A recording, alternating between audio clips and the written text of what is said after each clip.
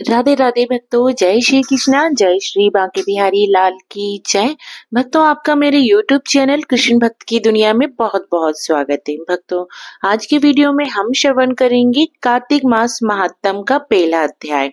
तो भक्तों, कार्तिक मास चल रहा है। इस मास में आप सभी भक्तों को कार्तिक मास का महात्म को जरूर श्रवण करना है। भक्तों, रोज आप एक अध्याय तो जरूर श्रवण कीजिए। तो चलिए भक्तों, हम कार्तिक मास महात्म का हम अध्याय श्रवण करते हैं।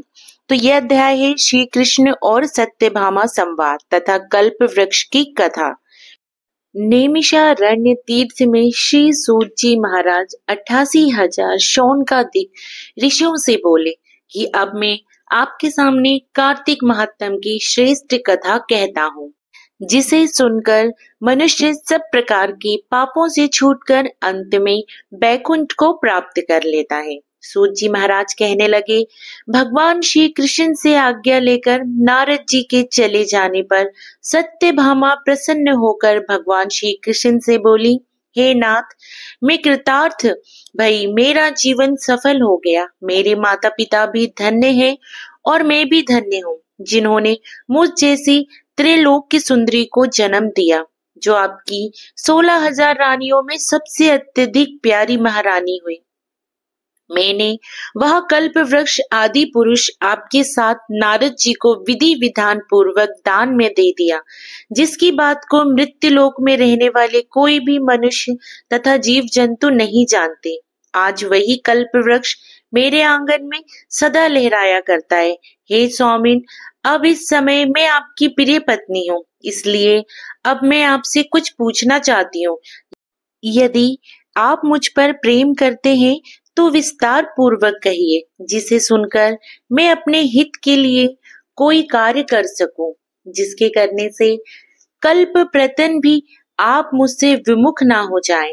सूत जी महाराज कहने लगे, सत्यभामा के ऐसे आश्चर्यपूर्ण वचनों को सुनकर भगवान श्री कृष्ण हंसते हुए विलास भाव पूर्वक सत्यभामा की बाह पकड़कर तथा अनुचरों को वहीं रोककर कल्प वृक्ष के नीचे चले गए और बोले, हे प्रिय, 16,000 स्त्रियों में से मुझे तुम प्राणों के समान प्यारी हो। तुमसे ज्यादा मुझे और कोई रानी प्रिय नहीं है। तुम्हारे लिए देवताओं और देवराज इंद्र से भी मैंने विरोध किया था। इस विषय में मैं तुमसे कुछ महा अद्भुत बात कहता हूँ, ध्यान पूर्वक सुनो। हे सुलोचने, एक दिन मैं तुम्हारे साथ गरुड़ पर सवार हो इंद्रलोक को गया था। वहां जाकर मैंने इंद्र से कल्प वृक्ष मांगा था। तब इंद्र के मना कर देने पर गरुड़ का इंद्र से घोर युद्ध हुआ। गोलोक में गौओं और गरुड़ के युद्ध में गरुड़ की चोंच से गौओं के कान और पूंछ कटकर जो पृथ्वी पर गिरे, उनके कान से तंबाकू और पूंछ से गोभी तथा जो रुधिर बहा था उसमें मेहंदी उत्पन्न हुई, जिनके सेवन करने से मोक्ष की प्राप्ति नहीं होती है। और गौओं के सींग से गरुड़ के 3 पंख पृथ्वी में गिर पड़े। इनसे नीलकंठ, मोर और चकवा चकवी उत्पन्न हुए, जिनके दर्शन से गरुड़ जी के दर्शनों के बराबर फल होता है और मेरे लोक की प्राप्ति होती है। हे प्रिय, जब तुम्हें हर चीज दे सकता हूँ, हर एक कार्य पूरा कर सकता हूँ और हर बात तुमसे कह सकता हूँ, तो क्या तुम्हारे आश्चर्यजनक प्रश्न का उत्तर ना दूंगा? हे प्रिय, तुम्हें जो पूछना है सो पूछो, मैं बताऊंगा। यह सुन सत्यभामा बोली, हे नाथ, पूर्व जन्म में मेरा कैसा स्वभाव था? मैं किसकी पुत्री थी? मैंने कौन से दान व्रत तथा तप किए थे जिससे मुझे मृत्यु लोक में जन्म लेना पड़ा? और ऐसे कौन से शुभ कार्य किए हैं कि यहाँ आकर आपकी अर्धांगिनी हुई और आप गरुड़ पर सवार होकर मुझे अपने साथ में लिए इंद्रादि देवताओं के स्थान में घूमते हो? तब भगवान श्री कृष्ण बोले, हे कांते, तुम पूर्व जन्म में कौन की पुत्री थी, कौन से पुण्य और व्रतादि तथा शुभ कार्य किए थे, वह सब मैं तुमसे कहता हूँ, ध्यान पूर्वक सुनो। पूर्व समय में सतयुग के अंत अर्थात त्रेता युग में मायापुरी में अत्रि गोत्र में सब वेदांगों और यज्ञों का जानने वाला देव शर्मा नाम का ब्राह्मण रहता था।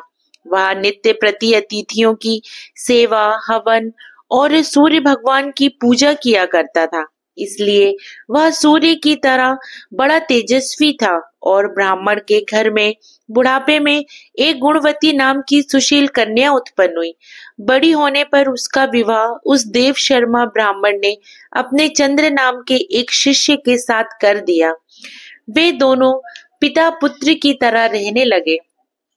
क्योंकि देव शर्मा के कोई पुत्र नहीं था, एक समय वे दोनों कुशा और समीधा लेने के लिए वन में हिमालय की तलहटी में इधर उधर घूम रहे थे, तो उन्होंने एक विकराल राक्षस को अपनी तरफ आते हुए देखा, जिसके भय से उनके शरीर शिथिल हो गए और उनमें भागने की शक्ति भी नहीं रही।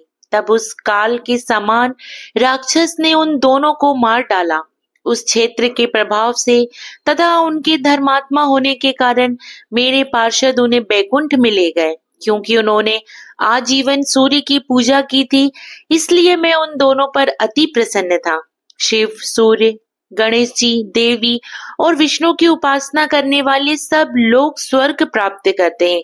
जैसे वर्षा का जल समुद्र को प्राप्त करता है, मैं एक होता हुआ भी काल और कर्मों के भेद से 5 रूप में विभक्त होता हूँ। जैसे एक देवदत्त पिता, भ्राता, चाचा, भतीजा आदि कई नाम से बोला जाता है, परंतु देवदत्त वास्तव में एक ही है। जब वह दोनों विमान पर चढ़े हुए सूर्य के समान तेजस्वी रूपवान चंदन और माला धारण किए हुए बैकुंठ में आए, तब मेरे ही पास दिव्य लोक में रहने लगे। भक्तों, इस तरीके से सत्यभामा और भगवान श्री कृष्ण की वार्तालाप का हमारा ये पहला अध्याय समाप्त हुआ। इसके बाद आगे भगवान श्री कृष्ण का सत्यभामा को पूर्व जन्म की कथा का वर्णन सुनाते हैं।